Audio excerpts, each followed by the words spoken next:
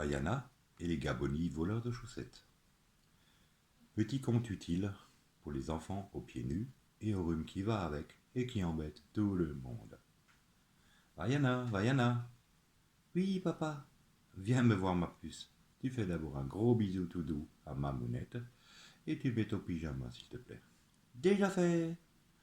Vaiana est une petite fille de 8 ans, une petite sauterelle châtain avec des yeux interrogateurs ronds comme des billes, une grande bouche à sourire, des petites mains pour câliner et de toutes petites jambes pour courir le monde. Vaiana a beaucoup de questions dans sa petite tête déjà bien remplie de bonnes choses. Mais Vaiana a aussi des choses un peu bizarres dans la tête, comme celle de ne jamais vouloir mettre de chaussettes. Ah, ces sacrées chaussettes qui disparaissent sans laisser de traces.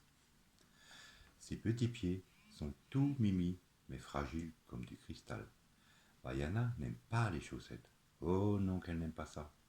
Quoi donc de mieux que de sentir l'herbe et le sable la chatouiller entre ses petits doigts de pied. Vaiana aurait raison de ne pas aimer les chaussettes si elle vivait toujours au soleil. Malheureusement, ce n'est pas le cas pour elle. Vaiana habite à la campagne, là où il y a encore un printemps, un été, un automne et un hiver. Et Vaiana ne sait pas quand il fait froid par terre. Son petit nez tout rouge me dit qu'elle a encore été tête en l'air. Bon, allez, je me lance en tant que papou solidaire. Ça y est, papa. Elle me saute au cou et s'assied sur mes genoux. Elles sont bons, les petits choux. Elle est douce, tel un doudou. Tu as bien brossé tes dents, ma puce? Oui, papa, 2 fois. Une fois ce matin et une fois là. C'est bien. Je vois que tu as mis ton pyjama en mohair, ton doudou en plume de verre et ton sourire sans en avoir l'air. Mais je vois aussi des petits petons avec des orteils tout ronds. Tu as encore perdu tes chaussettes? Papa, je sais pas où sont mes chaussettes. Elles étaient sur mon lit, sur ma chaise, sur l'armoire. Tu vois, je n'y ai plus. Tu as vu la goutte qui s'écoule de ton joli petit nez?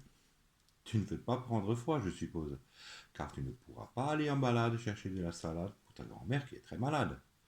Si, si, je veux voir mamie. Je sais comment la soigner, avec plein de bisous à la marmelade. C'est vrai que tu fais beaucoup de bien à ta mamie, mais il faut quand même que tu prennes soin de toi. Et pour ça, je vais te raconter une histoire. Une histoire très bizarre, avec plein de petits bonhommes hilars. Ah bon? Raconte, papou, s'il te plaît, tu me l'as dit, l'histoire des bizarres. D'accord, voilà. C'est l'histoire d'une tribu de petits, comment dire, oui, de petits êtres, un tiers chiffon, un tiers doudou et un tiers arc-en-ciel. Ils se ressemblent tous. Une tête ronde, 2 gros yeux, plein de questions comme les tiens, 2 petites mains. Mais le plus bizarre, c'est leurs pieds. Ils ont tous 8 doigts de pied au pied droit et aussi 8 doigts de pied au pied gauche. Ils ne sont ni blancs ni noirs, ils sont de couleur arc-en-ciel. C'est comme cela qu'ils naissent. Comment, papa? Comment ils naissent? Tu vois, Bayana, ils ont un nombril en forme de cœur. Et quand il y a du soleil, et que quand même il pleut un peu, ils se forment des arcs-en-ciel. D'un côté comme de l'autre de cet arc-en-ciel, là où ils disparaissent sans laisser de traces, viennent au monde ces petits gabonis. C'est comme ça qu'ils s'appellent, les gabonis. L'arc-en-ciel les pose comme ça, par terre, tu vois. Ils sont reliés à lui par leur nombril cœur. Ils sont fabriqués avec des morceaux de chiffon et de doudou perdu, et bien sûr d'un morceau d'arc-en-ciel. C'est comme cela qu'ils prennent vie, comme par magie. Ces petits êtres colorés sont très gentils, mais très très craintifs. C'est pour cela qu'il est tellement difficile d'en voir un. Mais voilà, ils ont quand même un gros problème. Comme toi des fois, papa? Oh là là, ma chérie, pire, bien pire. Leur problème à eux, tu vois, c'est leurs pieds. Ils sont beaucoup trop touffus, plein d'orteils, trop d'orteils, à la pelle les orteils. Du coup, comme ils sont nés les petons un peu dans la pluie, et la tête au soleil, leur petit nez en forme de cœur devient comme le tien, tout rouge avec une éternelle petite goutte. Et puis, ça les fait renifler tout le temps, étant donné qu'ils ne connaissent pas les mouchoirs, et pour éviter de tomber malade.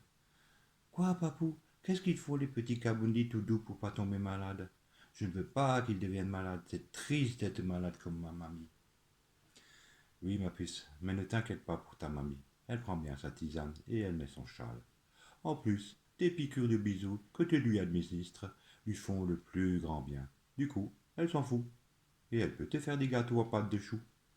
Les Gabonis, quant à eux, ne reçoivent pas beaucoup de bisous. Et cela n'est pas bon pour eux. Du coup, tu vois, ils sont obligés de voler les chaussettes des enfants. La nuit, le plus souvent, ils repèrent les enfants qui jettent leurs chaussettes sur le lit, la chaise ou encore sur l'armoire.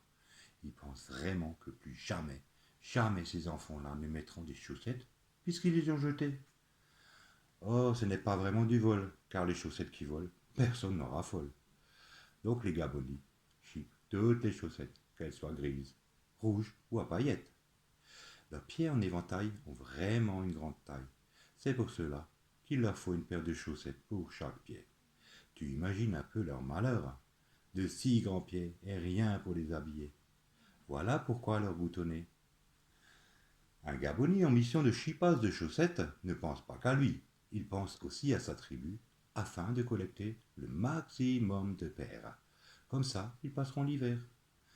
Maintenant, ma petite Vaiana, tu connais le secret des Gabonis voleurs de chaussettes. Tu sais aussi que si tu as les tiennes aux pieds, aucun risque de te les faire voler. Tu n'auras plus la goutonnée et on pourra voir Mémé et son chat désiré. Papa, je ne veux plus que les Gabonis piquent mes chaussettes.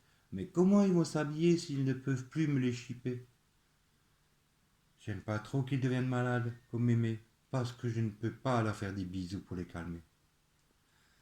Ah, Vaiana, ma fille, j'avais oublié que ton cœur était aussi sur ta main. C'est d'ailleurs pour ça, mon ange, que je t'aimerais, au-delà de tout ce que tu imagines.